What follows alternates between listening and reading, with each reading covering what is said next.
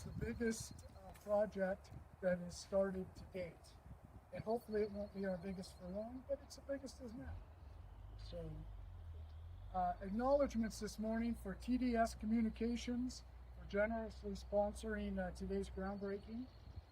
Oregon Habitat for Humanity for funding land acquisition and a portion of the infrastructure. Oregon Housing and Community Services for providing a LIFT grant that will fund 50% of the infrastructure costs and the construction of the first 10 homes. It's very exciting that we have that locked in. Thank you to Kim Gammon and her amazing staff.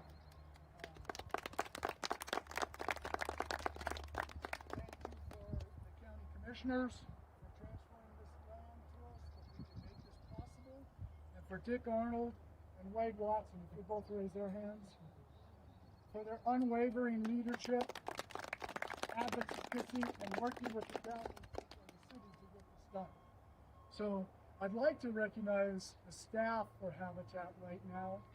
Kim Gammon has done an amazing job as executive director and has moved this project along seamlessly for us. So, and then Vlad is the assistant manager for development.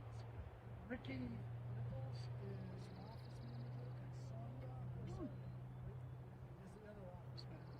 So thank you very much. Just a quick overview.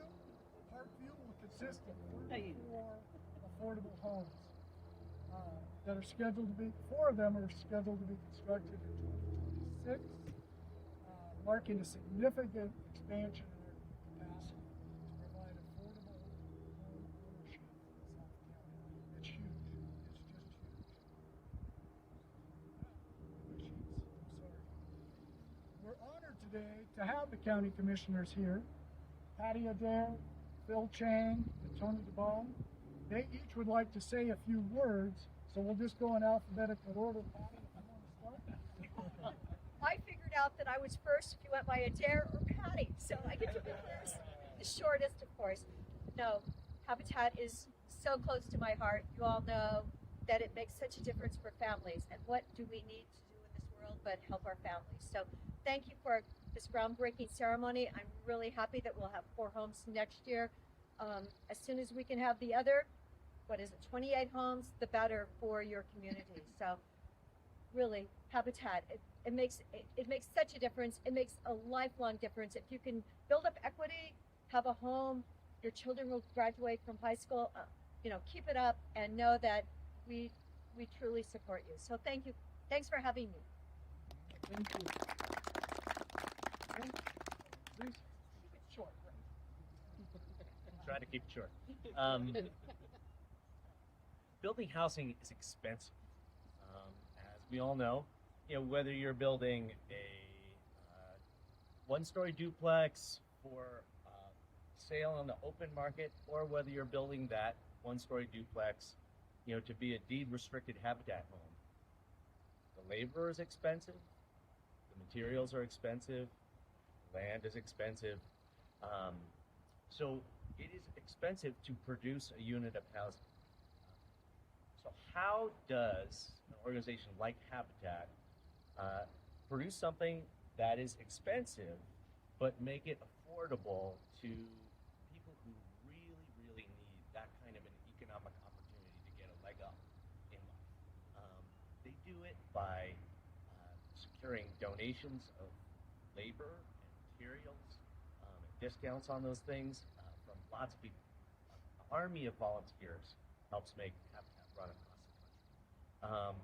And they do it by securing discounted land or land donations from the county in this case for this property. I'm really proud that the county has been such a long-standing partner to Habitat and to other affordable housing developers in La Pine, providing a stream of either land donations or land discounts so that we can make this kind of economic opportunity available to all of our families in our community, especially the kinds of working folks who we see end up in Habitat housing in La Pine. So with that, I just want to say congratulations to Habitat for making this project happen. And more importantly, thank you. Thank you for, we were talking about working the magic. You know, how do you take something that is really expensive to produce and make it affordable to people who really need that opportunity? It is that magic that Habitat does. So thank you.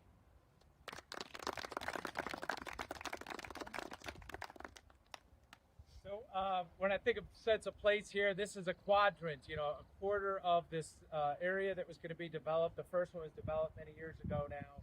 I remember when the park was new. Polish has been working on that second quadrant. We had these other two ones for sale. In fact, they're sale right now. If anybody wants to buy a quadrant, just give us a call.